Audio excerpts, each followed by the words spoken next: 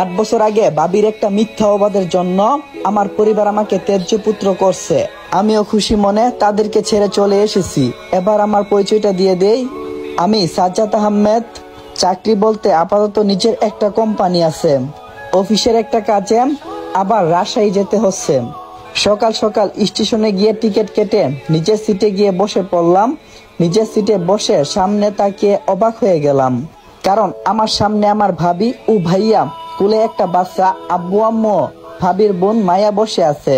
আমি তাদেরকে দেখে অবাক হলাম, তারাও আমাকে দেখে অনেকটাই অবাক হলো, কিন্তু কেউ আমার সাথে কথা বললো না।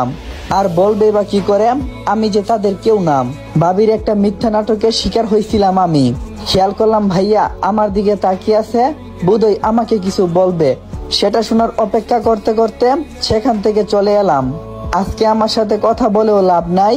8 বছর আগে যদি আমার কথাটা শুনতো, তাহলে হয়তো আজ তাদের সাথে কথা বলতাম, কিন্তু তারা আমার সাথে কথা বলেনি। আজকেও আমি তাদের সাথে কথা বললাম না। ট্রেনের দরজার কাছে দাঁড়িয়ে আছি আর ভাবছি, ভাবি কেন আমার সাথে এমনটা করলো। তার উত্তর আজও অজানা। অবশ্যই সে কথা আমার জানার কোনো ইচ্ছা নাই। ট্রেনের দরজার কাছে দাঁড়িয়ে বাইরে তাকিয়ে থাকতে থাকতে হঠাৎ করে আমার অতীত মনে পড়ে গেল।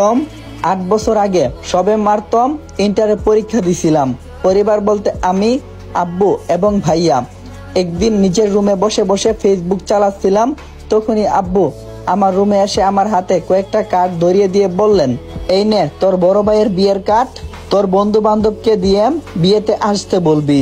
আমি কার্ডগুলো একটু খুলে দেখলাম, ভাইয়ার বিয়ের কার্ড। বিয়ের সময় দেখলাম পরশু বিয়ে ঠিক করছে, আমাকে বলল না। আর আব্বু আমার পাশে বসে বললেন, এই যে এখন বললাম, তুই কি তোর ভাইয়ের বিয়েতে থাকবি না?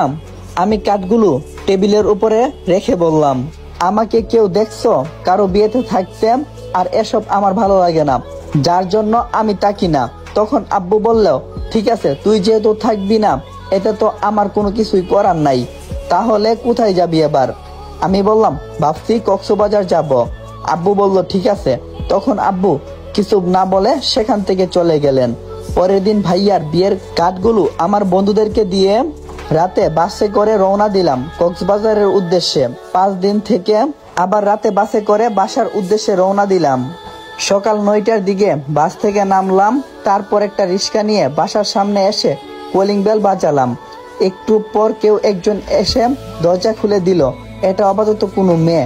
মেয়েটিকে প্রথম দেখেই আমি হা হয়ে গেছি, একদম পরীর মতো দেখতে। আমি সেদিন খেয়াল করলাম না, নিজের রুমে চলে এলাম। মেয়েটি আমার ভাবিও হতে পারে, বলা যায় না। আমি এখনো ভাবির কোনো ছবি দেখিনি। রুমে এসে ফ্রেশ হলাম, তারপর ঘুমিয়ে গেলাম। ঘুম ভাঙলো রাতে, তাই ফ্রেশ হয়ে নিলাম। ঘড়ির দিকে তাকিয়ে দেখি ডিনার করার সময় হয়ে গেছে, তাই নিচে ডাইনিং টেবিলে গেলাম। গিয়ে দেখি সবাই সেখানে বসে আছে। আমিও তাদের সাথে বসলাম। তবে ডাইনিং রুমে 2 জন অচেনা মেয়ে বসে আছে। বুঝলাম একজন আমার ভাবি, তবে আরেকজনকে সেটা বুঝতে পারলাম না। চেয়ারে বসেছিলাম, তখন ভাইয়া মেয়েগুলোর ভিতরে একজনকে দেখিয়ে বলল, সাজ্জাদ, এটা তোর ভাবি। আমি ভাবির দিকে তাকিয়ে মিষ্টি একটা হাসি দিয়ে বললাম, ভাবি ভালো আছেন? ভাবি আমার দিকে বিরক্ত করে একটা ভাব নিয়ে বলল, ভালো আছি। আমি বুঝে গেলাম ভাবি আমার সাথে কথা বলতে চাই না, তাই তখন আমি কোনো কিছু বললাম না। তারপর ভাইয়া আরেকটা মেয়ের সাথে আমার পরিচয় করিয়ে দিল। মানে সকালে যে দরজা খুলে দিয়েছিলাম সেটা। সে হলো আমার ভাবির বোন, নাম মায়া। আমার সাথে ভালোভাবে কথা বলল, কিন্তু ভাবি কেন যেন আমার সাথে কথা বলল না। পরে আমিও তার সাথে কথা বলতে চাইনি, নিজের রুমে গিয়ে ঘুমিয়ে গেলাম। পরের দিন বিকালবেলা বাসার ছাদে গিয়ে দেখি মায়া এবং ভাবি দাঁড়িয়ে আছে। আমাকে দেখা মাত্রই ভাবি মায়াকে নিয়ে নিচে নেমে গেল। আমি বুঝতে পারছি না সে আমার সাথে এমন ব্যবহার কেন করছে। অবশ্যই তারা চলে যাওয়াতে আমার ভালোই হয়েছে। একা একা ছাদের উপরে দাঁড়িয়েছিলাম, তখন মায়া আমার পাশে এসে দাঁড়িয়ে বলল, কি করছেন? আমি মায়ের দিকে তাকিয়ে বললাম, কিছু না, এমনি দাঁড়িয়ে আছি। তখন মাইয়া কিছুটা হাসি দিয়ে বলল, আপনাকে একটা প্রশ্ন করতে পারি? আমি মনে মনে বললাম, যখন থেকে এসেছেন প্রশ্নই তো করছেন, আবার জিজ্ঞেস করা লাগে যে একটা প্রশ্ন করব? আমি কিছু বলি না দেখে আমার বাম কাঁধে ধরে একটা ঝাঁকুনি দিয়ে বলল, কি হয়েছে, কিছু বলছেন না কেন? তখন আমি মায়ের দিকে তাকালাম, তারপর